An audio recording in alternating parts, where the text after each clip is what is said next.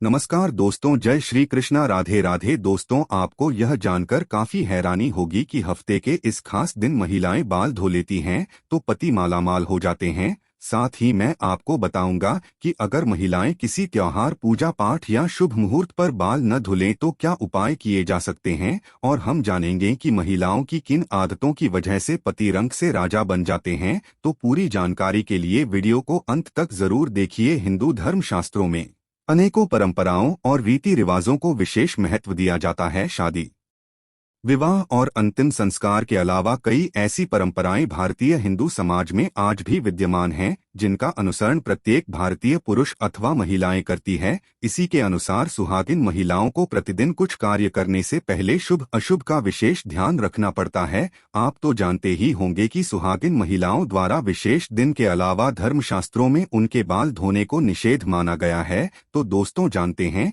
इसके बारे में सप्ताह के कुछ विशेष दिन। यदि सुहागिन महिलाएं अपने बाल धोने से उनके पति पर बाधा आ सकती है, यहाँ तक कि आपकी संतान और परिवार को भी कष्ट हो सकता है। तो आइए जानते हैं कि किस दिन सुहागिन महिलाओं को बाल नहीं धोने चाहिए और किस दिन बाल जरूर धोना चाहिए। लेकिन वीडियो शुरू करने से पहले अगर आपने हमारे चैनल वास्तुशास्त्र ज्ञान टीवी को अभी तक सब्सक्राइब नहीं किया है तो सब्सक्राइब जरूर कर लें और साथ में ही बेल आइकन को भी प्रेस कर दें, ताकि हमारे चैनल पर अपलोड होने वाली न्यू वीडियो सबसे पहले आपको मिलती रहे। दोस्तों, सबसे पहली बात यह है कि बुधवार के दिन विशेषकर कुंवारी लड़कियों को बाल नहीं धोने चाहिए। यदि कोई कुंवारी लड़की बुधवार के दिन अपने बालों को धोती हैं तो उसके भाई पर कोई बड़ी आफत आ सकती है, जिसका आप अंदाजा भी नहीं लगा सकते। इसीलिए जितना संभव हो सके बुधवार के दिन कुंवारी लड़कियों को बाल नहीं धोने चाहिए। दूसरी बात, यदि कोई सुहागिन महिला बृहस्पतिवार के दिन अपने बालों को धोती है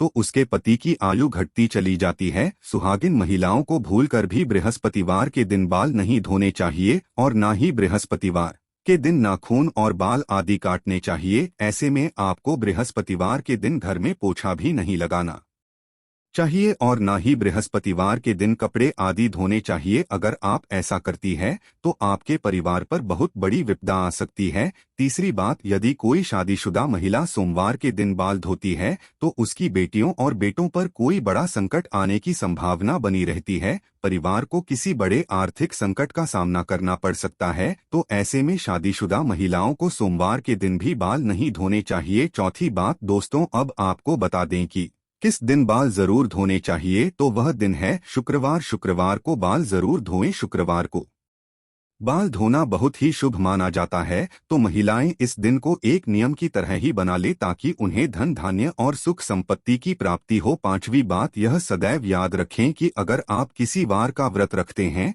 तो उस दिन भूल से भी बाल न धोएं। अगर आपने सोमवार का व्रत रखा है तो उसके एक दिन पहले बाल धोकर आप शुद्ध हो जाएं। जिस दिन व्रत रखते हैं उस दिन बाल कदापि ना धोएं, और अगर किसी कारणवश आपको उस दिन बाल धोने पड़ जाए तो आप यह उपाय कर सकते हैं। आप अपने बालों में कच्चा दूध लगाकर बाल धो सकते हैं। छोटी बात, अगर महिलाएं किसी त्योहार पर शुभ मुहूर्त या पूजा में बाल नहीं धो पाए तो महिलाएं ऐसे में अपनी मांग में सिंदूर लगाकर पूजा में शामिल हो सकती है। इससे बाल धोने का दोष नहीं लगता। दोस्तों, अगर आपको लगता है कि आपकी किस्मत सही नहीं चल रही, आए दिन मुसीबत आ रही है, तो ऐसे में अगर पत्नियां अपने पति के भाग्य के लिए कुछ उपाय करना चाहती हैं तो कुछ ऐसे काम है जो अगर आप अपना ले तो मां लक्ष्मी के साथ सभी देवताओं का आशीर्वाद भी आपको जरूर मिलेगा और परिवार के सदस्यों की प्रगति एवं सफलता होगी और परिवार के सदस्यों को प्रगति सफलता मिलेगी। घर में सुख शांति और समृद्धि आती है।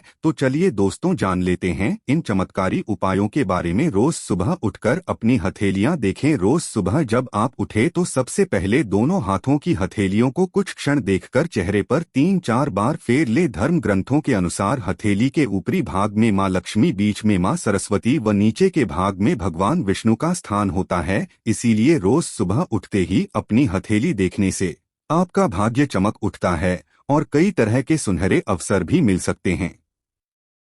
पहली रोटी गाय को, जो भोजन के लिए बनाई जा रही रोटी में से पहली रोटी गाय को दें। धर्म ग्रंथों के अनुसार गांव में सभी देवताओं का निवास माना गया है। अगर प्रतिदिन गाय को रोटी दी जाए तो सभी देवता प्रसन्न होते हैं और आपकी हर मनोकामना पूरी कर सकते हैं। सुबह झाड़ू पोछा करें। घर को हमेशा साफ स्वच्छ रखना चाहिए। रोज सुबह झाड़ू पोछा करें। सूर्यास्त के बाद झाड़ू पोछा नहीं करना चाहिए। ऐसा करने से मां लक्ष्मी रूठ जाती है और व्यक्ति को आर्थिक हानि का सामना करना पड़ सकता है। धर्म ग्रंथों के अनुसार जो व्यक्ति सूर्यास्त के बाद झाड़ू पोछा करता है, लक्ष्मी उस घर में निवास नहीं करती और वहां से अलग चली जाती है। पीपल पर जल चढ़ाएं। रोज सुबह स्नान आदि करने के बाद पीपल के पेड़ पर एक लोटा जल चढ़ाएं। पीपल में भगवान विष्णु का वास होता है। रोज यह उपाय करने से भगवान विष्णु प्रसन्न होते हैं और शुभ फल प्रदान करते हैं। इस पेड़ का महत्व इसी बात से जाना जा सकता है कि अर्जुन को गीता में उपदेश देते हुए भगवान श्री कृष्ण ने स्वयं को पेड़ों में पीपल बताया था। और हाँ, घर खाली हाथ ना जाए। बाहर से जब भी आप घर में प्रवेश करें तो कभी भी खाली हाथ ना जाए। घर में हमेशा कुछ ना कुछ लेकर प्रवेश करें, चाहे वह पेड़ का पत्ता ही क्यों ना हो। दोस्तों, अपना एक नियम ही बना ले कि जब भी घर से बाहर जाएं तब घर वापस आते समय कुछ ना कुछ लेकर ही आएं, फिर चाहे वह कोई भी चीज हो। पत्नी व बच्चों को खुश रखें। अक्सर घर या बाहर के तनाव में अनजाने में हम सबसे ज्यादा प्रताड़ित अपने परिवार को ही करते हैं। लेकिन याद रखें, पत्नी और बच्चों की आंख में आंसू अगर आपकी वजह से आते हैं तो आपकी तरक्की के रास्ते बंद हो जाते हैं।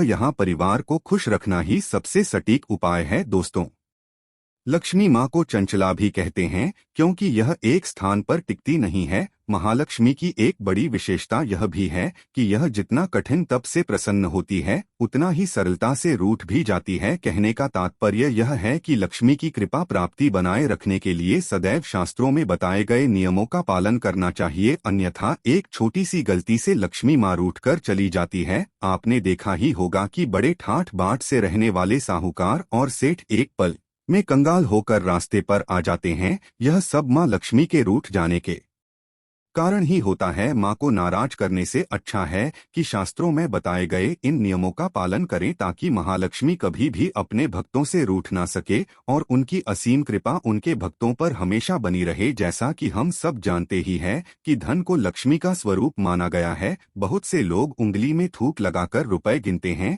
ऐसा करने से लक्ष्मी का अनादर होता है। किसी से भी रुपया लेते समय या देते समय उसे प्रणाम कर लेना चाहिए। इससे माता प्रसन्न होती है। घर में स्त्री भोजन बनाते समय या खाना परोसते समय अगर खाती रहती है तो इससे भी लक्ष्मी नाराज हो जाती है। इसका कारण यह है कि इससे भोजन झूठा हो जाता है। जी हाँ, झूठा खाना खिलाया नहीं जाता है। उस घर के लोगों से महालक्ष्मी नाराज ही रहती है। इसीलिए स्त्रियों को भोजन बनाते समय श्रद्धा भाव से खाना पकाना और खिलाना चाहिए। कहा जाता है कि जिस भावना से भोजन पकाया जाता है वही भावना से भोजन करने वालों में विकसित होती है। माँ लक्ष्मी का कहना है कि जहाँ गृहलक्ष्मी की हंसी गूंजती है उस घर में गृहलक्ष्मी के रूप में निवास करती है महालक्ष्मी। इसके विपरीत जिस घर में पत्नी का अनादर किया जाता है उस घर में महालक्ष्मी रुकना पसंद नहीं करती है। पत्नी का अनादर करने वाला परोक्ष रूप से लक्ष्मी का अपमान करता है। इसीलिए दोस्तों, अगर आप भी अपने घर की औरतों से रुष्ट होकर बात करते हैं